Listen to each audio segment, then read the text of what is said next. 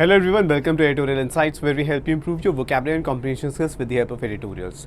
और आज हम जो एडिटोरियल पढ़ेंगे वो है फूड वर्सेस फ्यूल, यानी कि हम जैसे कि कुछ फूड क्रॉप्स से को यूज़ करके हम इथेनॉल बनाते हैं और ethanol as a fuel use होता है पेट्रोल के साथ साथ व्हीकल्स के अंदर।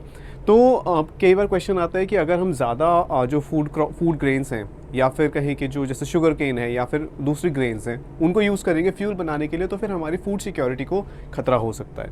ठीक है, तो लेकिन हमें फ्यूल के लिए भी उनको डाइवर्ट करना ज़रूरी है, क्योंकि कई बार क्या होता है बम्पर क्रॉप प्रोडक्शन होता है, ठीक है, और वो कई बार वेस्ट जाते हैं वो क्रॉप्स। तो उसके लिए ज़रूरी भी है, ये भी है कि हम उससे फ्यूल बनाएं फूड से भी। तो उसको लेकर ये एडिटोरियल है, कुछ जो रिसेंट डेवलपमेंट्स थी उसके बारे में है। तो आपको क्विकली ये पैसेज रीड करना है और फिर उसके बाद हम जो है एडिटोरियल डिस्कस करेंगे। But before that, if you are preparing for IBPS PO 2023 interview, तो प्रैक्टिस मॉक इंटरव्यू कोर्स लेकर आए आपके लिए, जिसमें आपको 2 मॉक इंटरव्यूज़ मिलेंगे, one with PM experts and the other with ex interview panel member of IBPS। तो आपको डिटेल फीडबैक मिलेगा और जो आपका प्रोफाइल है, प्रोफाइल डिस्कशन होगा, पर्सनैलिटी डेवलपमेंट पर आपको जो है टिप्स मिलेंगे। जो है आप किसी भी लैंग्वेज में इंटरव्यू दे सकते हैं, हिंदी में या इंग्लिश में, और अगर आप चाहते हैं कि ऑफलाइन इंटरव्यू देना है तो आप हमारा ऑफलाइन इंटरव्यू कोर्स भी चेक कर सकते हैं। ठीक है, ऑफलाइन इंटरव्यू कोर्स भी चेक कर सकते हैं। तो इसमें इस कोर्स में मॉक इंटरव्यूज़ के साथ साथ 20 से ज़्यादा डिटेल्ड सेशंस हैं, recorded as well as live, दोनों सेशंस इंक्लूडेड हैं। और आपके जो भी कोई क्वेश्चन है, डाउट्स है, क्वेरीज है, वो एक पर्सनलाइज्ड जो है डाउट क्लियरिंग सेशन होगा, डाउट क्लियरिंग ग्रुप होगा टेलीग्राम पे, वहाँ आप पूछ सकते हैं। तो ये कोर्स है, इट इज़ प्राइस सेट 2999, लेकिन अभी आप इंटरव्यू 20 कोड यूज़ करेंगे तो आपको 20% डिस्काउंट मिल जाएगा and you can get it at 2399 only. Okay, so and if you are preparing for multiple bank and insurance exams, तो आपके लिए PM प्रैक्टिस प्रो लॉन्च किया है प्रैक्टिस मॉक ने।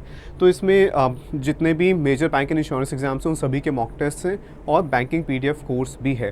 तो इसमें आप टॉपिक वाइज क्वेश्चंस प्रैक्टिस कर सकते हैं। डिफ़िकल्ट, ईजी और मॉडरेट लेवल के क्वेश्चंस इंक्लूडेड हैं, डिफरेंट पैटर्न के क्वेश्चंस, प्रीवियस ईयर क्वेश्चंस सब इसमें इंक्लूडेड हैं। 20,000 प्लस क्वेश्चंस हैं, 5,000 प्लस मॉक टेस्ट हैं, और जितने भी major bank and insurance exams हैं सब कवर्ड हैं। एंड जो है डिटेल्ड एक्सप्लेनेशन है, तो आपको हेल्प मिलेगी अपनी जो परफॉर्मेंस है वो इम्प्रूव करने में, इंक्रीज़ करने में, और आप अपनी परफॉर्मेंस जो है वो बाकी अपने पीयर्स के साथ कंपेयर भी कर सकते हैं। ओके, मॉक टेस्ट जब आप अटैम्प्ट करेंगे। तो ये कोर्स है, it is price at 1249, but you can use PM 20 and get a 20% discount and avail this course at 999 only. Okay, चलो, तो अब हम बात कर रहे थे फूड वर्सेस फ्यूल की। तो इसका बैकग्राउंड मैंने आपको ऑलरेडी दे ही दिया है, तो आपको क्विकली ये पैसेज रीड करना है। इसमें बहुत ज़्यादा डिफ़िकल्ट वर्ड्स नहीं है, ठीक है। कुछ पैसेजेस होते हैं जो हम पढ़ते हैं उसमें काफ़ी डिफ़िकल्ट वर्ड्स आते हैं, ठीक है। कुछ होते हैं जो बहुत फाइनेंस के टर्म्स यूज़ करते हैं, ठीक है। ये उन पैसेजेस जैसा नहीं है, इसमें बहुत ज़्यादा डिफ़िकल्ट वर्ड्स नहीं है। तो इसमें आपको कोशिश करनी है कि जो आइडिया कन्वे किया जा रहा है, जो मेन जो आइडिया है वो आप समझ पाएँ। तो आपको क्विकली रीड करना है और फिर हम डिस्कस करते हैं।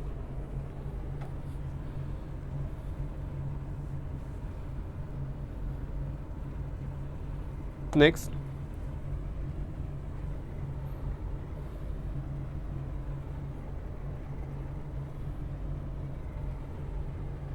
Next.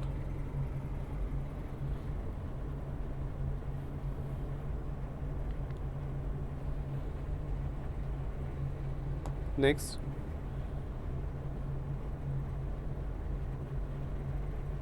ठीक है, तो ये एडिटोरियल था द इंडियन एक्सप्रेस से, आपने रीड कर लिया है। अब रिपील वर्ड इसमें मेंशन है पैसेज में, तो हमें इसका क्लोजेस्ट जो वर्ड है वो बताना है कौन सा है। तो distil, abhor, annul, stun and refrain, तो इन पांचों वर्ड्स में से जो इसका क्लोजेस्ट मीनिंग कन्वे करता है वो आपको मार्क करना है। ठीक है, तो इसका आंसर हम देखेंगे पैसेज डिस्कस करने के बाद। So let's begin. Indian agri-businesses have been subjected to a series of policy shocks since mid-2022। तो जो एग्री बिजनेसेस हैं, ऐसे बिजनेसेस जो एग्रीकल्चर रिलेटेड प्रोडक्ट्स में उसमें इन्वॉल्व हैं, ठीक है, फूड प्रोसेसिंग वगैरह में इन्वॉल्व हैं, तो उन्हें बहुत सारे पॉलिसी शॉक्स मिले। पॉलिसी शॉक होता है कि कई बार जैसे इंडस्ट्रीज़ को रेगुलेट करने के लिए गवर्नमेंट पॉलिसीज़ बनाती हैं, ठीक है, नीतियाँ बनाती हैं, और कई बार होता है कि वो नीतियाँ अचानक से बदल जाती हैं किसी कारण की वजह से।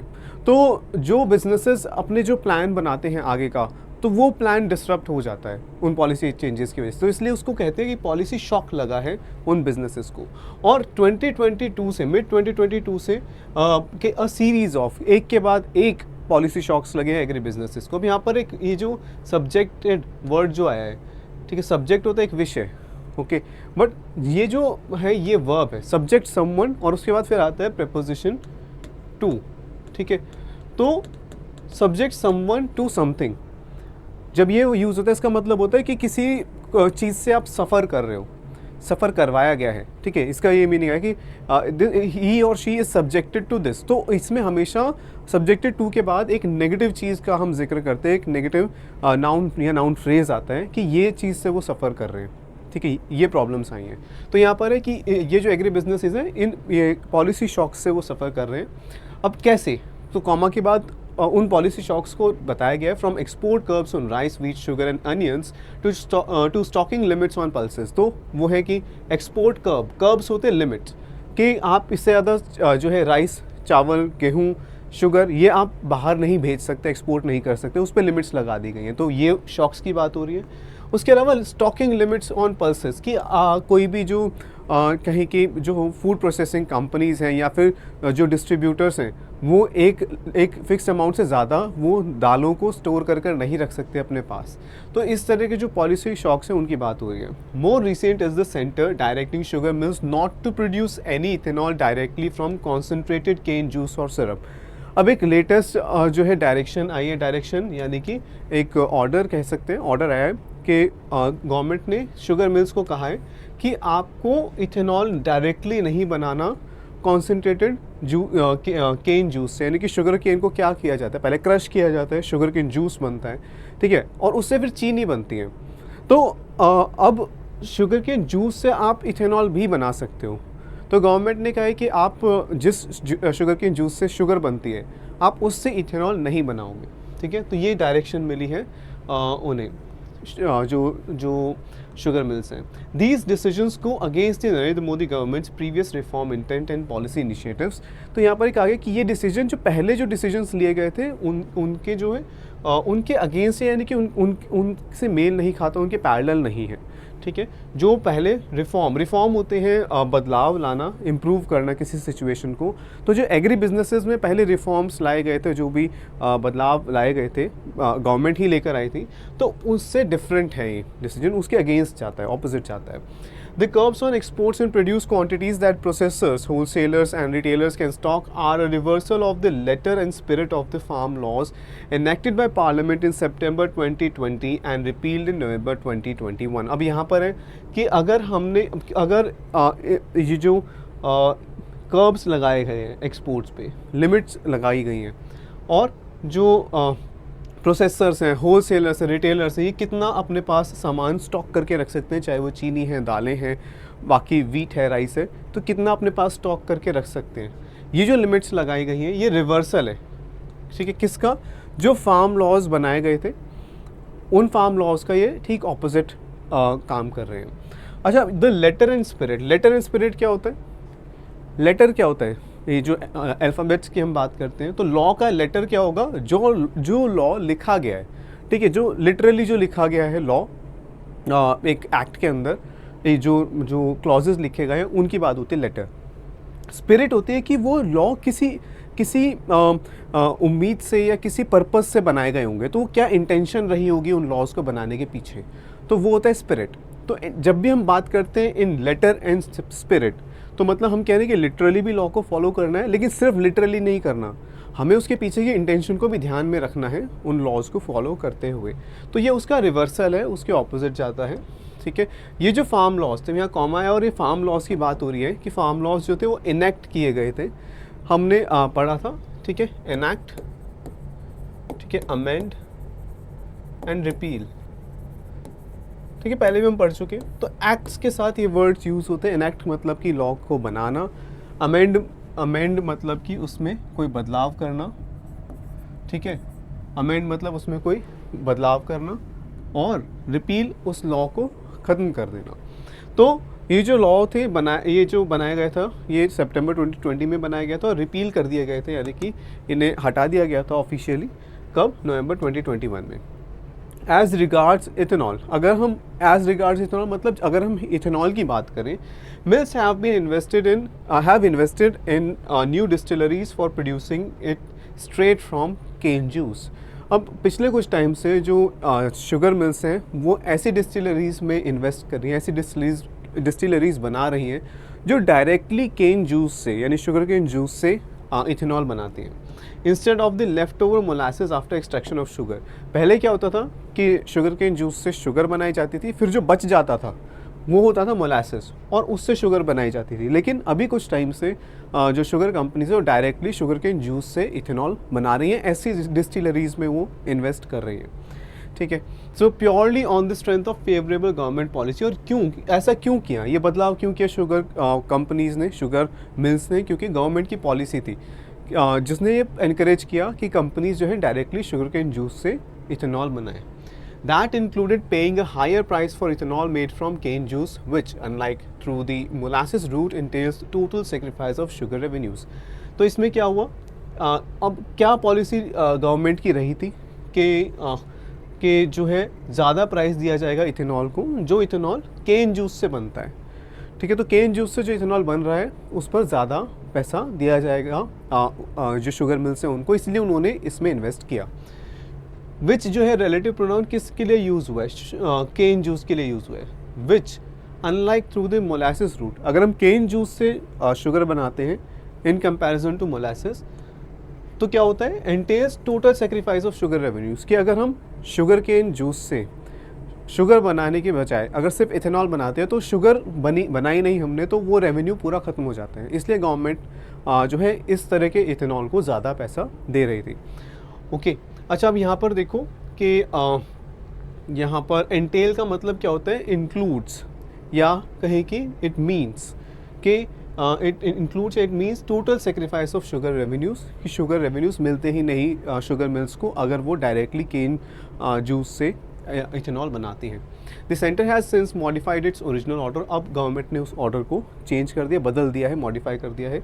With mills now being allowed to produce ethanol using both cane juice and an intermediate stage B heavy molasses, तो ये चेंज किया गया है। ठीक है, हमें ये याद रखने की कोशिश नहीं करनी, हमें एक आइडिया होना चाहिए कि गवर्नमेंट ने कुछ चेंज किया है और यहाँ पर कि अब कंपनी केन जूस से भी बना सकती है और एक ये इस टाइप के मोलासेस से भी बी, ये जो है टाइप बी हैवी जो है, इस मोलासेस से भी वो शुगर वो इथेनॉल बना सकते हैं। बट अब यहाँ पर कंट्रास्टिंग स्टेटमेंट आएगी कुछ कि this is conditional upon not more than 1.7 million tons of sugar from these two feed stocks getting diverted, fermented and distilled into ethanol in the ongoing 2023-24 supply year November-October। तो इसका मतलब क्या है, इसका simply मतलब है, आप ये देखो ये कंडीशनल है, यानी कि ये किस पर निर्भर करता है कि कंपनीज शुगर मिल्स दोनों तरीके से इथेनॉल बना सकते हैं, पर वो किस पे डिपेंड करता है कि इतने से ज़्यादा, not more than this much, तो इतने से ज़्यादा जो शुगर है, इतने मिलियन टन से ज़्यादा शुगर जो है वो डाइवर्ट नहीं की जाएगी इथेनॉल की तरफ, यानी कि लिमिट लगा दी है कि कितना इथेनॉल बनाया जा सकता है इस तरीके से। ठीक है, तो ये है फर्मेंटेड डिस्टिल, ये उसकी प्रोसेस के बारे में बता रहे हैं कि कैसे बनाया जा रहा है अल्कोहल, कि इथेनॉल पहले फर्मेंट किया जा रहा है, फिर डिस्टिल किया जा रहा है, फिर इथेनॉल बन रहा है।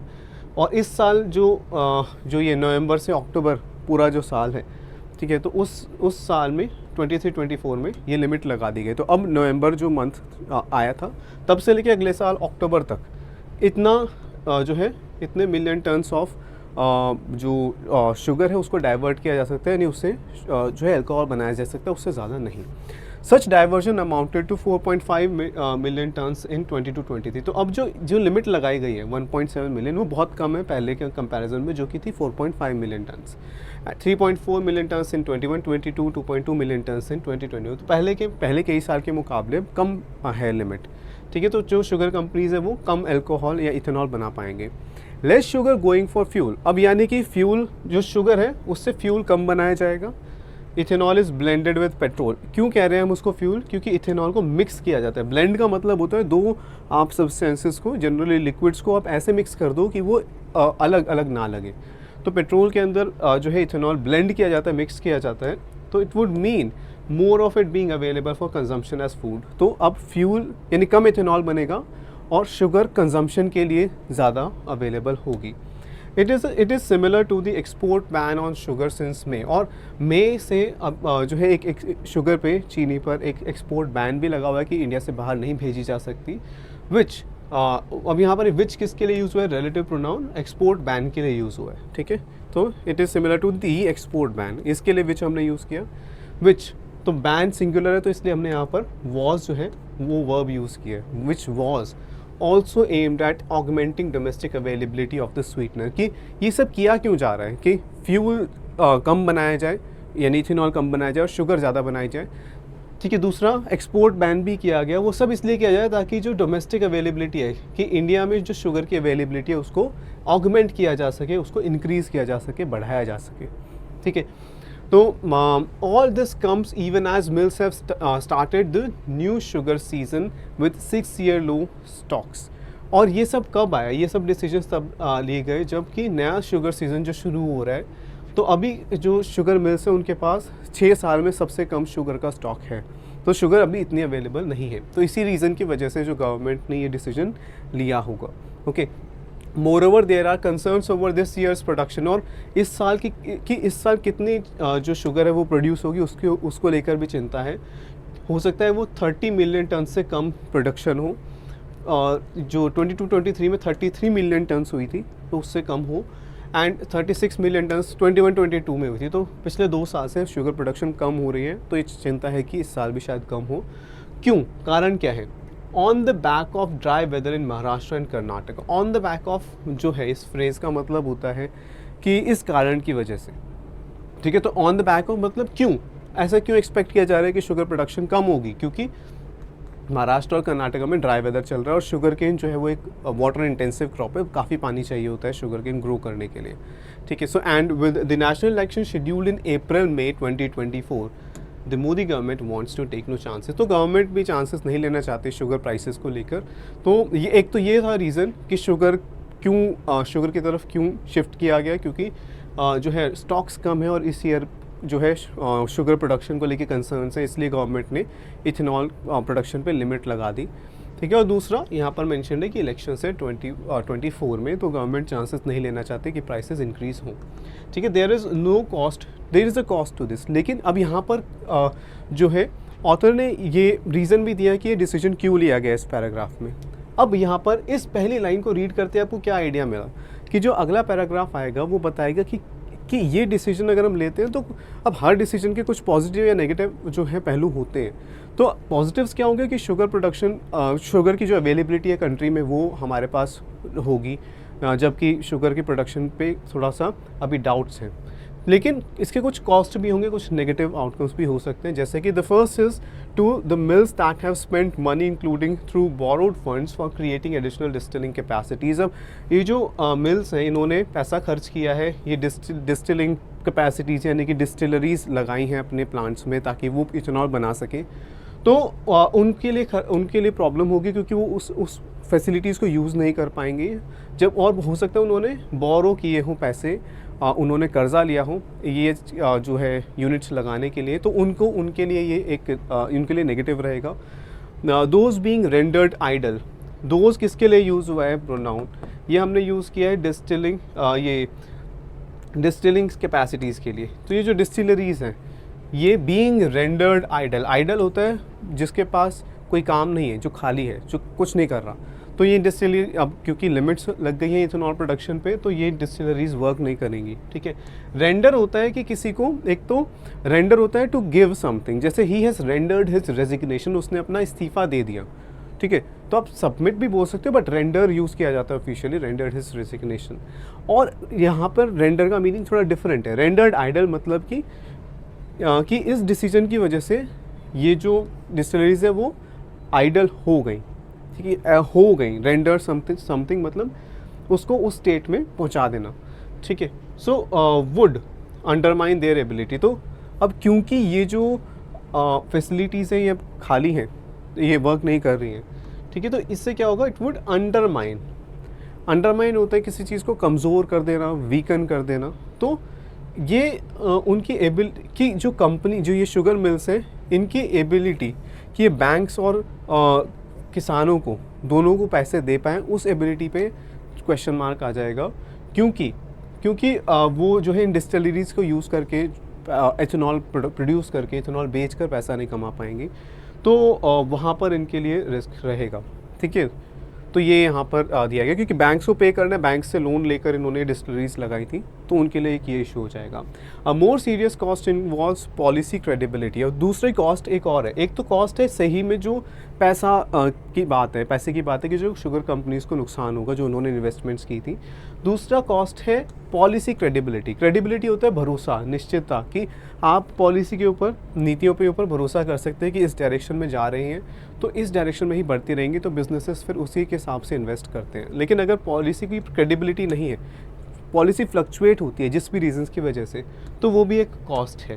ठीक है, कैसे? The Modi government deserves credit for its national biofuels programme that has led to the average ethanol blending in petrol rising from 1.6 to 11.8% between 2013-14 and 2022-23। तो यहाँ पर अब इस सेंटेंस को देखो, तो यहाँ पर प्रेज़ की जा रही है। ठीक है, यहाँ कहा जा रहा है कि जो गवर्नमेंट है वो क्रेडिट डिज़र्व करती है, उनको प्रेज़ किया जा रहा है कि नेशनल बायोफ्यूल्स प्रोग्राम चलाया जिसकी वजह से जो पेट्रोल में इथेनॉल ब्लेंड किया जाता था, तो पहले पेट्रोल में सिर्फ 1.6% इथेनॉल होता था, अब 11.8% इथेनॉल होता है जो पेट्रोल बेचा जाता है रिटेल आउटलेट्स में। तो इसके लिए क्रेडिट देना चाहिए उनको। The December 7 order on ethanol is almost like the May 13, 2022 notification prohibiting wheat exports। लेकिन जो ये अभी ये जो ऑर्डर था इथेनॉल पे लिमिट लगाने वाला, ये उसी की तरह है जैसे जब वीट एक्सपोर्ट्स को रोक दिया गया था मई 2022 में। Such bolts from the blue. Bolt from the blue क्या होता है? ठीक है, कि एक अनएक्सपेक्टेड इवेंट जो अचानक हो जाए, आपने सोचा भी नहीं था कि ऐसा हो जाएगा। बोल्ट फ्रॉम द ब्लू कहाँ से आया है? कि आसमान नीला है, ठीक है, कोई मौसम बिल्कुल साफ़ है, आप बाहर जाते हो और अचानक से बिजली गिरती है, तो स्काई ब्लू है बिल्कुल, लेकिन बिजली कहाँ से गिरी? तो वो एक बहुत रेयर इवेंट है। ठीक है, ऐसा नहीं होता यूजुअली, तो ये यहाँ पर रेयर इवेंट की ही बात हो रही है कि इस तरह के रेयर डिसीजंस कि अचानक जो ले लिए जाएं, जो बिल्कुल एक्सपेक्ट ना करे कोई भी, तो उनसे क्या होगा? वेल, डेटर होता है discourage, debtor investments in a sector agriculture that badly needs them. तो यहाँ पर एक कंसर्न ये शो किया है ऑथर ने कि अगर इस तरह के डिसीजंस होते हैं सडनली जो लिए जाते हैं, तो उससे हो सकता है कि जो एग्रीकल्चर का जो सेक्टर है वहाँ पर इन्वेस्टमेंट्स कम हो जाएं फ्यूचर में, क्योंकि और जबकि इस सेक्टर को बहुत ज़्यादा ज़रूरत है इन्वेस्टमेंट्स की। तो आप यहाँ पर दोनों चीज़ें देखोगे, कुछ चीज़ों में कंसर्न शो किया गया है, कुछ चीज़ों में प्रेज़ की गई है। आपको रीड करते हुए उन चीज़ों पे ध्यान रखना है, ताकि जब क्वेश्चंस पूछे जाएं, इनडायरेक्ट क्वेश्चंस अगर इस टाइप के किसी पैसेज से आते हैं, तो आपसे पूछा जाएगा क्या ऑथर इस पर्टिकुलर स्टेटमेंट को सपोर्ट करता है, नहीं करता। ठीक है, तो वो अगर आपने ध्यान से रीड किया है कि किस चीज़ को ऑथर प्रेज़ कर रहा है, किस चीज़ को लेके कंसर्न शो कर रहा है, तो आप फिर वो क्वेश्चंस आंसर कर सकते हैं। ठीक है, तो ये रीडिंग करते हुए जैसे जैसे जो आपका जो आपके माइंड में चीज़ें होनी चाहिए कि आपने पैराग्राफ वाइज आप चलते गए, इस पैराग्राफ में ये मेंशन किया है, ये मेंशन किया है, ऑथर किस चीज़ के फेवर में, किस चीज़ के नहीं, तो फिर आप क्वेश्चंस जो है वो ज़्यादा ईजिली आंसर कर पाएंगे। तो एक वर्ड था रिपील, हमने देखा कि रिपील होता है एक कानून को ख़त्म कर देना, या कहीं कि उसे कैंसिल कर देना। ठीक है, तो हटा देना। तो उसका क्लोजेस्ट वर्ड कौन सा है रिपील का? ठीक है, तो वो है एन्यूल। इसका मतलब क्या होता है? इसका मतलब भी वही होता है कि हटा देना, कैंसिल कर देना ऑफिशियली। ठीक है, तो ये जो सी है ये इसका आंसर होगा। डिस्टिल होता है कि किसी चीज़ से उसका जो मेन जो एसेंस है, जो मेन जैसे आपके पास एक बुक है, ठीक है, तो उसका जो मेन आइडिया है वो आप निकाल लो, क्रक्स जो है, तो वो डिस्टिल होता है। एबॉर होता है कि एक स्ट्रॉन्ग डिसलाइक या हेट्रेड किसी चीज़ के लिए होती है आपके मन में, तो ये वर्ब है ये भी। ठीक है, स्टन होता है किसी को शॉक कर देना। ठीक है, और रिफ्रेन होता है बार बार एक ही चीज़ को दोहराना, बार बार दोहराना, दैट इज़ अ रिफ्रेन। ठीक है, तो ये वर्ड्स जो है वो सिमिलर नहीं है रिपील से, तो सी इसका आंसर होगा। जो इम्पॉर्टेंट वर्ड्स एंड फ्रेजेस हैं मैंने यहाँ मेंशन कर दिए हैं, आप इनका स्क्रीनशॉट ले सकते हैं। ठीक है, ओके। तो कई बार क्या होगा कि दो टाइप के मीनिंग जो है वो मेंशन होंगे, तो उनमें से एक जो है वो उस पैसेज के कॉन्टेक्स्ट में, दूसरा आपको पता होना चाहिए, तो दूसरा भी मेंशन होता है। ठीक है, कई बार यहाँ पर जैसे कर्ब्स के लिए आप और कौन कौन से वर्ड्स यूज़ कर सकते हैं, चेक्स यूज़ कर सकते हैं, लिमिट्स यूज़ कर सकते हैं, कंस्ट्रेंट्स यूज़ कर सकते हैं, तो ये सिमिलर मीनिंग कन्वे कर रहे हैं कर्ब का। ठीक है, तो ये यहाँ पर मेंशन है। तो यहाँ इससे भी आपको हेल्प मिलेगी, थोड़े से सिनोनिम्स और एंटोनिम्स। एंटोनिम्स मतलब ऐसे हम अलग से नहीं पढ़ रहे हैं, सिनोनिम्स आप पढ़ते जाओ तो आपको जब मीनिंग पता होगा उस वर्ड का, आप अपने आप आइडिया लगा लोगे कि उसका ऑपोजिट मीनिंग कन्वे कर रहा है या नहीं कर रहा। तो I hope you liked today's session. Do let us know in the comment section. Thank you.